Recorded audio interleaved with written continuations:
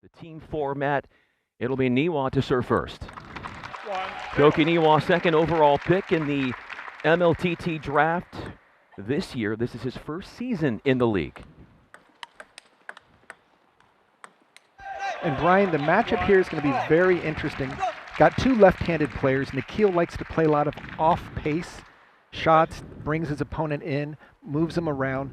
Koki Niwa, we talk about how fast his hand speed is. He's got a great forehand attack. Look for both these guys to play a lot of balls out to the opponent's wide forehand. It's a big bump up for Kumar, who yesterday was playing three singles. He won 2 of 3 games against Chicagoans Alex Kasaku. Kumar will see him with Sid Naresh in doubles. Into the net, dumping that one off the return of serve. Kumar is 3-3 singles games won to singles games lost this season. And Kumar has to do a very strong job on the serve return. Here you see him go to drop it short, pops it up, really unable to cover both corners. Niwa just takes it wide angle out to the forehand side. Both these guys love to play from their backhand corner. 18th in the power rankings is Kumar, and he loads up with an inside-out rip into that backhand side. Was an Olympian in Tokyo, was Kumar. And as well, we talk about his teammate winning the All Japan University. Nikhil Kumar in 2025 won the collegiate singles, doubles, and team event for Berkeley. So we've got some world-class players out there right now. Nikhil always brings a lot of energy.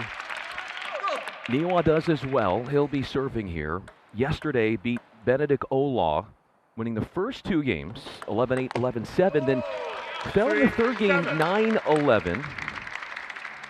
Niwa has the creativity, and in talking to you yesterday, watching him play, you mentioned a lot about his ability to want to play through the center of the table for Niwa. Likes to move the ball around. Yeah, his up at the table, I'm not going to call it defense, but almost to be like a backboard. When they go fast, he returns them fast. When they go slow, he takes his time. So he really has multiple gears that he can pull from. His forehand is much more devastating than players realize, especially when he steps around his backhand court. There's an aggression to Kumar's game. Likes to go after his shots. And can, as you said yesterday in watching Kumar, he can get taken advantage of if he plays too safe. Yeah, he in the U.S. where he's won numerous national championships, you can get away with that. With this level of international play for MLTT, you really have to kind of pull out all the stops and go for the big shots. You saw Kumar attempted that last backhand. Smart decision, because otherwise he's just going to eat the ball.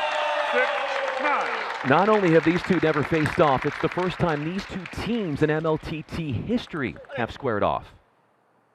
It's a race to 11, each one of these 3 games. A great backhand exchange by Kumar, adding extra topspin. Saw at the end, Koki Niwa was going for a side spin chop block, which is one of his trademark shots.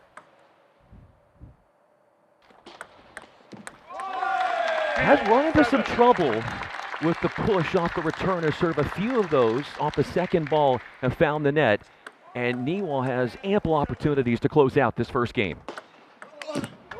Again, stumped in serve receive, and Koki Niwa pulls through.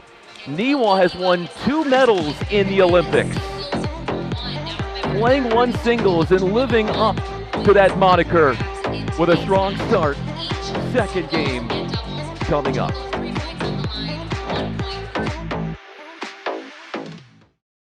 To start game 2. 1-0. What are you looking for, Sean, as far as what Kumar can do to build himself up some confidence in this second game? Yeah, I would say be more aggressive on the serve return. We saw him try to play these short balls, and that ball has so much spin it's beginning to pop up, giving Niwa a chance to make the first offensive shot. If Nikhil can push him deep to the corners, he can then get into his game easier because he has tremendous blocking skills himself. 18th in the power rankings currently is Kumar. Niwa is second in the power rankings. He's also the highest trading spin decks of anyone here this weekend. And I think, Brian, the other thing that Kumar does so well, it's his off-the-table excitement and encouragement for the other paddlers. He really brings a lot more of intensity to each one of them when they're out on the table. We saw him yesterday jumping in, helping some of the coaching responsibilities to give his perspective, and he brings a lot more than just his singles play. We saw him play great doubles with Sid, but I really think that trade that Christian Lilleros got going with Nikhil, changing him over to bring him to the paddlers, very smart move. Very smart move indeed. This was a slice team that yesterday beat the Princeton Revolution 15-6. We're going to see the Revolution take on the Chicago Wind coming up at 7:30 Central Time, so you're going to want to watch that as well. And right now, Nikhil doing a better job of getting into the rallies, staying away from just trying to keep every ball super short. There's a good backhand opening, and that's what he has to do. He has to open the point on his terms. Cannot wait for Koki Niwa to play that first offensive shot. But the American in Kumar is forcing Niwa to play his own and build up his own pace. Oh, what a great, oh, that barely missed. How Nikhil was able to bring this ball back off the net and then take another swipe at it. Koki, of course, said sorry for that. Combination of a drop shot, net, and then a big smash. Unreal rally. And Kumar survives. And Kumar giving Koki Niwa a little bit of his own game with mixing it up, changing the pace, but staying close to the table. Smart move.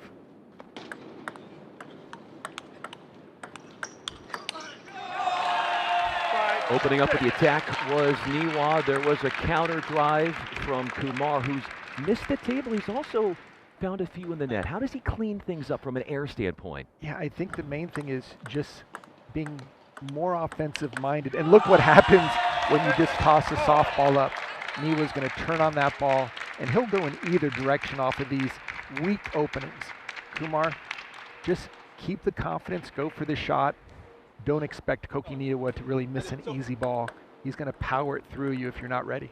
I liked what you said about Niwa yesterday. As he goes long on the return to serve, you said that he resembles like the way he plays as a boxer, and he floats around. What do you mean by that? Yeah, I think a lot of players, based on their styles, like to just bring one dimension, a lot of power, or maybe a lot of consistency. Niwa does a little bit of everything, and he can redirect energy. So it's kind of like if you're looking for a knockout artist, he'll hit you in the body a couple times. When you drop your hands down, he'll go up to the head. So he's got so many different options, and he's so fast, but he doesn't look like he's moving because he's always in position. So Kumar needs to take some risks, but they need to be calculated. He can't just go full out because that power will be used against him. That's a big miss, makes it 8-all. And this is where Kumar wants to be, close at the end to where maybe he can take a big swing and find an opening.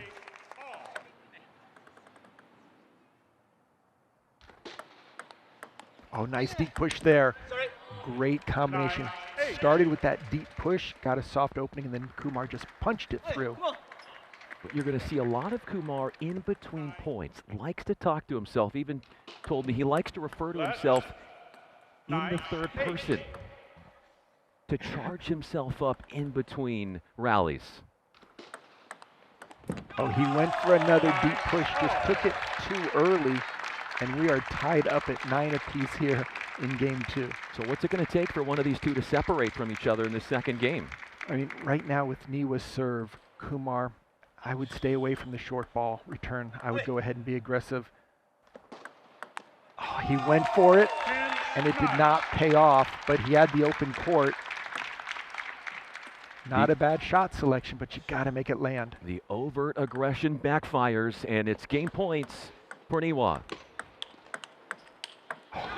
Number 2 in the power rankings, and he rips one down the parallel with a feisty forehand. Loves to go forehand in that backhand corner, and he uses that weapon to propel his team to a 2-love start with his 2 games won. Niwa and Kumar set to face off for a final third game, which is about 7 miles from the Chicago O'Hare Airport.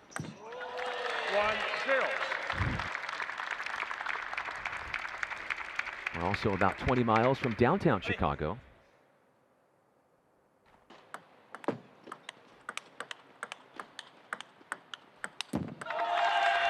So Nikhil opting, again, to start going with the deep pushes to get into the rally and not really fall prey to those short balls that were popping up earlier.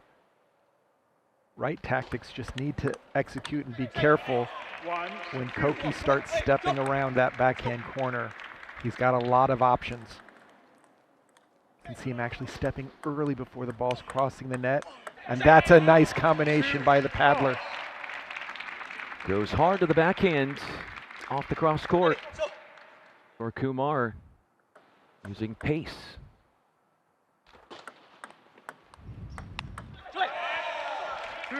More pace off that forehand. The attacking shot inside the table.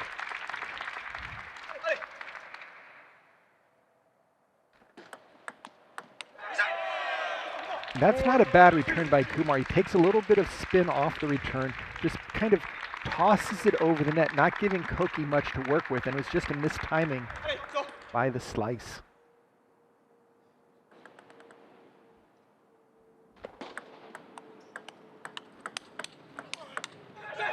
Great job by Kumar mixing it up, and he changes ends with the 5-2 lead. And this is, if Kumar can win this game, that will be a success, because we know going into it, he was saying he doesn't mind being the sacrificial lamb going against the #1 player of the slice if he can help his team, as well as making sure that they get the job done, as well as we see the on deck for the next singles match with the ladies. If you're new to MLTT, even if a player is up 2 games to love, there is still reason to try to win that 3rd game if you're on the other side. And that is because it all comes down to points. Given that it is a team format, we're going to be doing some math here at the end of this day between these teams to see who wins. Yeah, every game counts. We talk about the mindset when you would normally play a 2 out of 3 game match. You win the first 2, you take a little bit of a breather, or maybe even a letdown. Each game counts here. You cannot afford to go up 2-0 and then do a mental checkout. 7-4. Off the court, going wide into that backhand corner of Niwa.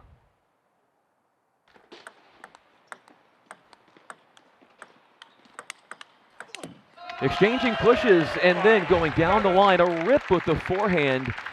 An error from Kumar, and he's seeing that rather big lead sort of trimmed down some. And he expects that Koki's going to make a run here at the end, and credit Kumar getting his game, building the points to where he actually has a chance to finish the point.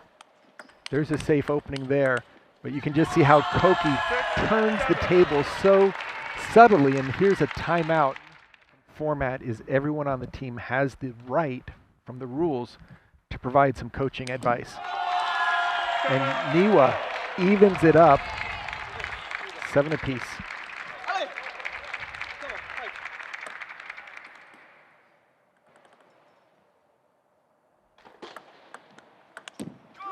Off the net and spiraling off the court.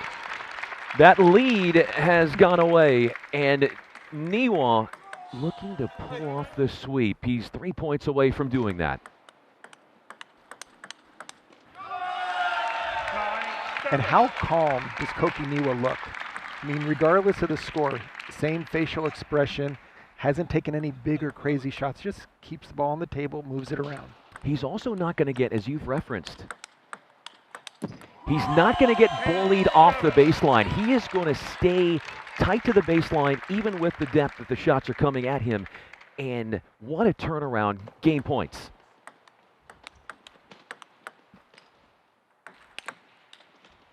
Kumar with a very strong forehand smash. He made sure that that ball was not going to be coming back into play. Nice technique. Here comes the pop-up. Instantly. Good backswing and a lot of power out to the wide forehand. Koki able to touch it, but not really control it as it goes long.